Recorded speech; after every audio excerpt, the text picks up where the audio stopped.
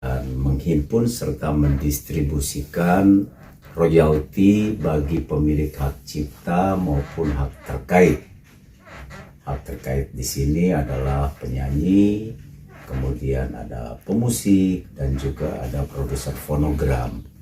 Kalau hak cipta itu terkhusus pencipta lagu atau ahli warisnya tentunya gitu, atau juga mungkin sudah dikuasakan di penerbit musik dan sebagainya gitu. Tapi intinya bahwa LMKN itu lembaga bantu negara, lembaga bantu pemerintah yang diberikan kuasa atribusi atas nama undang-undang untuk melakukan kegiatan collecting, penghimpunan, dan mendistribusikan baik yang disebut anggota atau pemberi kuasa di LMK maupun yang belum menjadi anggota atau belum memberikan kuasa ke LMK dan seluruh lagu dan musik baik itu karya cipta di Indonesia maupun dari seluruh dunia yang diperdengarkan atau diumumkan secara komersial di Indonesia. Begitu. Jadi secara resmi belum ada pemberitahuan resmi. Kami hanya mendengar dan mengikutinya juga baru dari rekan-rekan pers gitu, termasuk anda sekalian yang hari ini juga bertemu dengan kita di LMKN. Nah, hari ini saya Darmo Ratmaun, Ketua LMKN, bersama-sama dengan Pak Joni Maukar. Beliau membidangi lisensi dan collecting di LMKN, begitu. Pak, tapi untuk seperti regulasi, jika pencipta lagu ingin menarik seperti royalti atau collectingnya ini seperti apa sih Pak? Apakah ketika penyanyi menguploadnya ketika di platformnya, atau justru ketika platform ini mengunduh dari mengupload dari stasiun televisi yang mengundang, itu seperti apa sih Pak? Sekali lagi kita bicara royalti, ada royalti yang sifatnya mekanikal dan ada royalti yang performing rights, hak mengumumkan. Nah, harus jelas dulu di kamar mana ini pokok persoalannya. LMKN bersama dengan LMK itu hanya mengurusi yang sifatnya hak mengumumkan. Ya begitu ya Pak John ya. Hanya mengurusi hak mengumumkan, dan pemilik hak cipta maupun hak terkait hanya bisa mendapatkan hak ekonominya dari penggunaan secara komersial di bidang performing rights atau hak mengumumkan itu, hanya bisa mendapatkan hak ekonominya melalui lembaga manajemen kolektif yang dihimpun atau terhimpun di dalam lembaga manajemen kolektif nasional One Gate Policy. Ada 14-15 LMK di Indonesia, itu pun hak terkait tersendiri dan hak cipta tersendiri. Semua itu terhimpun satu pintu aja di pola manajerial tata kelolanya melalui LMKN. Begitu duduk soalnya. Jadi harus kita lihat pokok permasalahannya itu dalam proporsi yang mana. Apakah ini masuk di kamar mechanical rights ataukah masuk di kamar performing rights. Jadi harus jelas gitu. Nah, kami pun dalam menyikapi hal-hal yang ada itu tentunya berpedoman pada undang-undang dan seluruh regulasinya, baik peraturan pemerintah maupun peraturan menteri. Begitu. Oke, jika yang terjadi pada Lesti ini katakanlah diupload di, harus begini Mbak, teman-teman, mereka harus jelas tahu letak persoalannya. Ketika ditanyakan, kami kan menjawab, jangan sampai di sini nggak ada soal, tapi seakan-akan jadi soal. Nanti kita terjebak di barang yang bukan soal. Tapi yang kedua, makanya saya minta untuk kita rekam semua ini. Karena begini, saya punya pengalaman nih, baru beberapa hari lalu saya menyampaikan hal yang menyangkut norma penggunaan karya cipta lagu, lalu pewawancaranya menginterpretasikan di alam pikir dia. Dia menulis seakan-akan saya berkomentar sesuai alam pikir dia, lalu dia menulis gitu. Ini juga ya menurut saya kurang tepat. Jadi kalau mengutip narasumber kita, jangan diedit, jangan ditambah-tambahkan. Nanti dia punya konotasi yang bisa diartikulasikan. Itu yang pertama. Yang kedua, saya minta dari lubuk hati yang paling dalam kepada kawan-kawan pers, kita dalam memberitakannya harus dalam norma, jangan goreng-menggoreng untuk mempertajam situasi gitu. Justru mengedukasi masyarakat, lalu betul-betul narasumber itu jangan dirubah-rubah pengalimatannya sesuai dengan si penulis punya orientasi. Nanti terjadi media frame di situ kan. Gitu. Mungkin untuk Iya, lebih jelas. untuk contoh itu, Iya.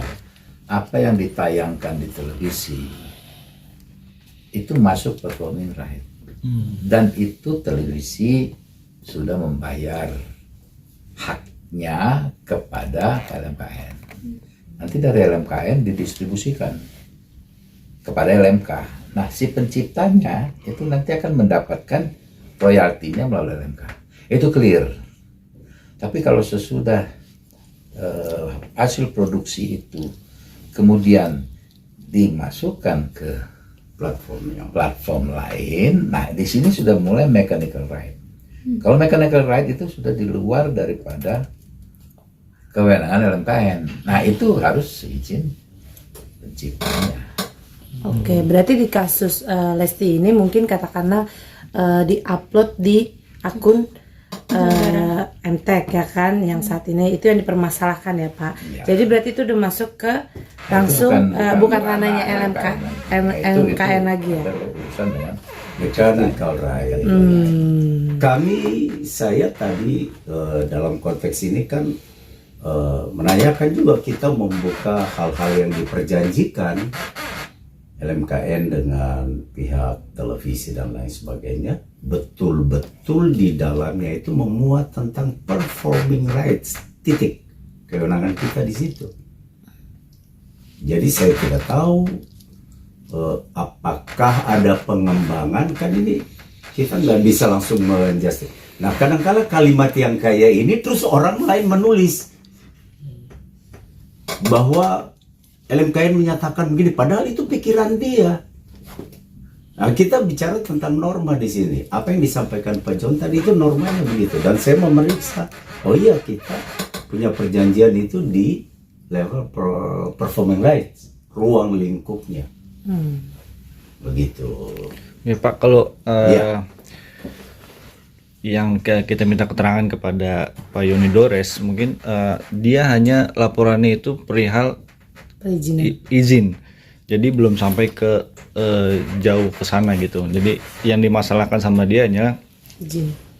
Resti ini tidak izin membawakan lagunya dia gitu. Apakah di LMKN ini ada peraturannya jika membawakan lagu itu harus ada izin langsung ke penciptanya atau seperti apa Pak? Ini kita nggak boleh salah menanggapi pengalimatan atau pertanyaan begitu. Terus langsung penerapan penulisannya juga letterlah seperti itu. Saya tadi menelpon Bung Yoni Dores bersama dengan Bung Tito Sumarsono. Kita mendengar langsung. Bang Yoni itu orangnya baik sekali. Dan justru dia berupaya untuk mau menanyakan beberapa kali menurut informasi dari Bung Doni. Jadi yang saya sampaikan ini sifatnya informatoris. Bung Yoni menyampaikan bahwa dia beberapa kali mencoba mau mendudukan masalahnya, mau menanyakannya, namun belum mendapat respons dari saudari Lesti Kejora gitu. Nah sampai titik itu aja, kita nggak masuk ke wilayah substansinya apa dan lain sebagainya gitu. Tapi saya nggak tahu apakah sudah sampai di kepolisian atau belum. Ini kan kata pers, tapi yang tadi saya sampaikan gitu, dia sudah beberapa kali menanyakannya. Nah terkait dengan pertanyaan tadi itu, kalau untuk acara televisi ya Pak John ya, atau live performing, live event, ada konser atau apa, ya penyanyi menyanyikan lagu yang tersiapkan untuk acara tersebut. Dan kalau seperti televisi, televisi punya perjanjian dengan LMKN gitu. Dalam setahun dia punya acara-acara apa saja, dia bawakan lagu, mau lagu tradisional atau lagu dari barat. Nanti dia berhubungan dengan LMKN, LMKN mengoleknya, lalu LMKN mendistribusikannya kepada pemilik hak cipta atau hak terkait melalui LMK. Seperti yang Anda lihat tadi, pimpinan LMK atau ketuanya tadi ada di ruang sebelah, mereka sedang melakukan rapat yang dipimpin oleh Bung Tito Sumarsono selaku komisioner yang membidangi distribusi untuk membicarakan pendistribusian kepada masing-masing pemberi kuasa di masing-masing LMK sesuai data. Gitu. Tadi itu pertanyaannya itu apakah harus izin dari penyanyi kepada pencipta kan? Betul. Nah, menurut pasal 23 Undang-Undang Hak Cipta itu, setiap orang dapat menggunakan lagu tanpa minta izin kepada pencipta. Tapi di bawah itu ada ekornya kalimat itu. Sepanjang membayar imbalan kepada pencipta. Nah, ini yang terminologi narasi yang tidak jelas. Siapa yang harus membayar itu? Apakah si penyanyi? Ya, apakah si penyelenggara? Kebiasaan yang berlaku ya hampir di seluruh dunia itu, yang membayar itu adalah penyelenggara, bukan si penyanyi. Jadi kalau dalam konteks itu tidak Ini harus performing rights ya. performing right ya. Tidak harus penyanyi meminta izin terlebih dulu. Tidak harus ya. Tapi keharusan membayar royalti harus gitu. Jadi tidak perlu minta izin, tetapi ada sanksi yang mengikuti kalau tidak membayar royalti. Jadi kalau dikatakan apakah penyanyi harus meminta izin pencipta lagu untuk menyanyikan lagunya? Ya tidak, karena itu mustahil. Anda menyanyikan lagu, penciptanya entah di mana. Terus kalau izin harus bayar sekian, kapan? Industri tidak jalan. Jadi nyanyi saja, tidak perlu minta izin. Asal penyelesaian royalti itu ada, gitu ya. Nah, memang Undang-Undang Pasal 23 itu tidak jelas di siapa yang bayar. Itulah yang menjadi pintu masuknya Ari Dias menggugat Agnes Monica. Nah, putusan pengadilan sampai saat ini adalah bahwa Agnes Monica harus membayar. Tapi bukan soal minta izinnya, tetapi sanksinya. Jadi dibedakan itu. Ini dari saya. Nah, dalam meliput ini kan harus substansinya jelas gitu. Kalau di notes yang depannya saja tanpa penjelasan keharusan membayar, nanti endorse pemberitaannya yang sepotong tadi itu. Bisa paham kan? Jadi harus utuh gitu. Nanti dibuka aja tuh pasal 23 itu. Iya. Di notes itu. Oke. Berarti langkah selanjutnya apa nih Pak dari pihak LMKN? Tadi kan sudah berkomunikasi kalau tidak salah sama Pak Yunidaris. Iya. Mungkin dari Lesti sendiri sempat ada menghubungi Bapak atau gimana Pak? Sampai saat ini belum. gitu. Tapi tentunya sebagai lembaga yang berkompeten untuk mengolek sesuai dengan perintah undang-undang untuk performing rights, yang kita inginkan itu adalah situasi kondusif. Kalau boleh loh, jangan sampai proses hukum yang berkepanjangan yang juga menciptakan kalah menang, tetapi substansi menjaga situasi kondusif, menjaga roh keharmonisan dalam industri musik Indonesia. Alangkah indahnya kalau berbagai pihak yang merasa belum tepat dalam hal menjaga haknya masing-masing itu dapat melakukan komunikasi secara baik, dan tentunya LMKN dalam posisi kalau ya kita juga bisa memfasilitasi untuk terjadi komunikasi, memediasi supaya duduk permasalahannya itu dipahami bersama dan mendapatkan situasi yang kondusif. Begitu. Ada momentum kan kita akan melakukan perubahan undang-undang.